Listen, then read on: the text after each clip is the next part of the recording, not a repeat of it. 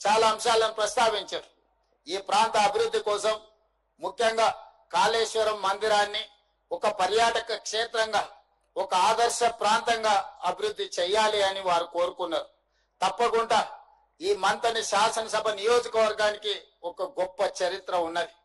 దేశానికి నాయకత్వాన్ని అందించడమే కాదు, దేశాన్ని ఆర్థిక పదం వైపు ప్రపంచ దేశాలతో పోటీ పడే విధంగా ఒక బలమైన ఆర్థిక దేశంగా, ఈనాడు ప్రపంచంలోనే 4వ ఆర్థిక దేశంగా, తొందరలోనే 3వ దేశంగా అవతరించబోతున్న ఈ దేశానికి నాయకత్వం వహించిన పివి నరసింహారావు గారు ఈ ప్రాంతము, ఈ మంతని నుంచే శాసనసభ్యులుగా వారు ప్రజా జీవితంలో ఈ దేశానికి ఆదర్శవంతమైన నాయకుడిగా వారు పనిచేశారు.